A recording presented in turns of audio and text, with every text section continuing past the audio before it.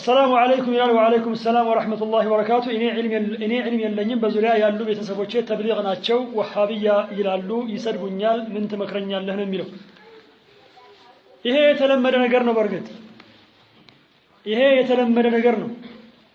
ግን ወሃቢያ ለምንድነው ወሃቢያ ያላችሁን ብለን እንጠይቃችኋለን ለመሆኑ ምንድነው ችግሩ በመሰረቱኛ ትልቁ ዳዕዋችን አላህ Subhanahu Wa Ta'ala በብቸኝነት ሊመለክ ይገባዋል ነው የረሱሎች ዳዕዋ ነው ይሄ اعبدوا الله ما لكم من اله غيره እንላለን አላህ Subhanahu Wa Ta'ala በብቸኝነት አምልኩ ከአላህ ተባረከ ወተዓላ ውጭ ከኢላህ ምን አላችሁ እናንተ እንላችኋለን ምንድነው ነውሩ እዚህ ውስጥ እንላችኋለን በካህዲነት ፈርጃላችሁ ብለው ያሉን እንደሆነ ይሄ መንገዳችን አይደለም ነገር ግን አላህ Subhanahu Wa Ta'ala በካህዲነት የፈረጀውን እንፈርጃለን ومن يدعو مع الله إلها آخر لا برهان له به فإنما حسابه عند ربه إنه لا يفلح الكافرون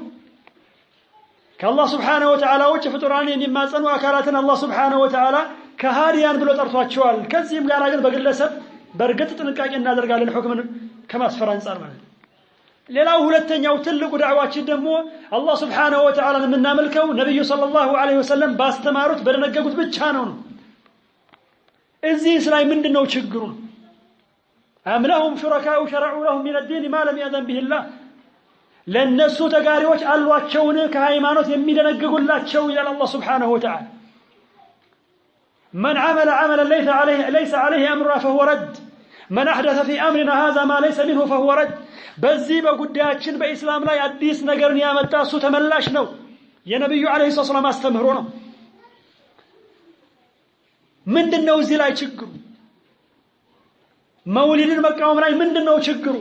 በነብዩ አለይሂ ሰላም መወለድ አትደሰቱም ብለው ይሉናል የመጀመሪያዎቹ ተደሳቾች እኛ ነበር ሼኹል እስላም ተይሚያ ረህመቱላሂ ዐለይሂ ምን ይላሉ አላህ Subhanahu Wa Ta'ala ለባሮቹ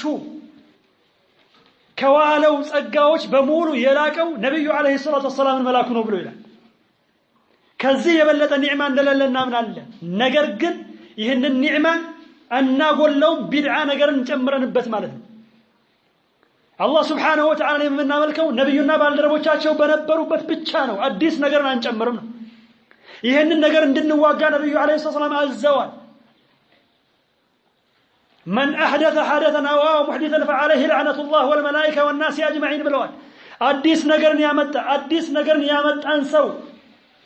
የሚያስጠጋ ለሱ ከራ የሚሰጥ የአላህ እርግማን በሱ ላይ ይሁን የመላእክቶች እርግማን የሰዎች እርግማን ይሁን በሱ ላይ ብለዋል ነብዩ ሰለላሁ ዐለይሂ ወሰለም መንገዳችን ይሄ ነው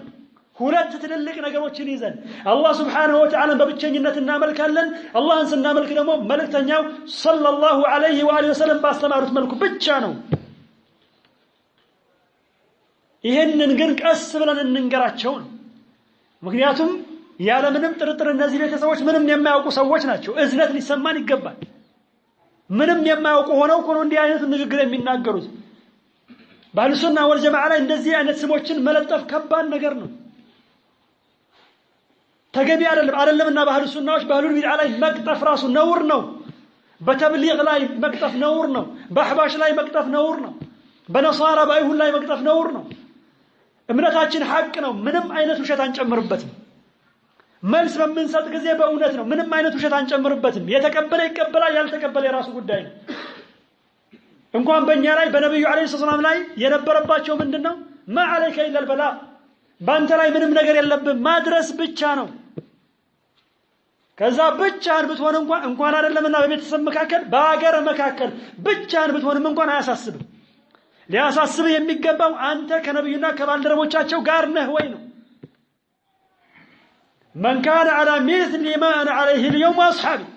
ከእሳት ነፃ የምትሆነውን ቡድን ሲናገሩ ነብዩ ሰለላሁ ዐለይሂ ወሰለም እኔና ባልደረቦቼ ዛሬ ያለንበት አምሳያ ላይ ቤተሰብ አይጠቅምም ጎረቤት አይጠቅምም ሀገር አይጠቅምም መሪ አይጠቅምም ማንንም አይጠቅምም ስራ ብቻ ነው የሚጠቅመው ይዛን ቀን ስለዚህ የሙኻሊፎች መጻረር የሙኻሊፎች እኛን መዝለፍ ምንም አያሳስበንም فليقولوا ما شاءوا ምን ችግር አለው ነብዩ ሰለላሁ ዐለይሂ ወሰለም መጅኑን እብድ ብለዋቸው የለም እንዴ ድግምተኛ ብለዋቸው የለም እንዴ ሌላ ነገር ተብሎ የለም እንዴ ብዙ ነገር ተብሏል እኮ ሱነተ አላህ የአላህ Subhanahu Wa Ta'ala ሱና ነው እንደውም ይሄ በሐቅ ባለቤቶች ላይ ማለት መዳኺላ ይባላል ፈራኪሳ ይባላል ምን ያልተባለ ነገር አለ አህሉ ሱና ላይ ምን ያልተለጠፈብን ነገር አለ አዲስ እምነት ነው ተብሏል አዲሱ እምነት የነሱ ሆኖ ይያለ ይሄው አዲስ ካልሆነ እስኪ ማስረጃ አምጥተው ያሳዩን መውሊድን ማን ፈጸመው አዲስ አይደለም ብለው ካሉ ቁል ሃቱ ቡርሃነኩም ኢን ኩንቱም ሷዲቂን እስኪ ማስረጃዎቻችሁን አምጡ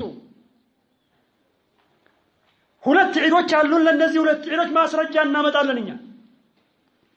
ማስረጃዎችን እናመጣለን ለሶስተኛው እስኪ ማስረጃ አምጡንላቸዋለን ለአራተኛቸው ማስረጃ አምጡንላቸዋለን ሌላም ካለ እንደዚሁ ማለት بيننا وبينكم الكتاب والسنة بيننا وبينكم فهم السلف ይሄው ነው ስለዚህ ሐቅ ላይ ያለ ሰው እንዲህ አይነት ነገሮች ቢበዙበትም እንኳን አያሳስበው ግን ለነሱ ይዘንላቸው የተቻለውን ያህል ይድከም ቤተሰብ ነው ነገ ሞት ይመጣል በዚህ መንገድ ላይ ሆነው ሊሞቱ ይችላሉ እንደሚታወቀው ተብሊግ ውስጥ ሆኖ እኮ ከአላህ Subhanahu Wa Ta'ala ውጭ ቀብርን የሚማጸን የሚለምን መሻይኾችን ድረሱልኝ ብሎ የሚል ብዙ ነው ለመሆኑ መሰረታችሁ ማን ነው እስኪ በሏቸው እስኪ نعم ኢልያስ የሱ መሰረት ደግሞ የመንገዱ መሰረት ምንድነው ብላችሁ ካላችሁ ምንድነው መልሱ ህልም ነው እኮ በለንደውም ሐያ ነው ህልም ብለን የምንለው እንጂ ቅዠት እኮ ነው ነብዩ ሰለላሁ ዐለይሂ ወሰለም እንዲህ ሲሉኝ ተመለከትኩኝ ይያሉ መንገድን ያሰምራሉ ከዛ በኋላ መንገድ ተደርጎ ይያዛል ለመሆኑ ከመቼ ወዲህ ነው ህልም መንገድ ተደርጎ የሚያዘው የነቢያቶች የረሱሎች ህልም ነው ወህይ እንጂ የኛ አይነቱማ እልም ያለ ቅዠት ሊሆን ይችላል الله المستعان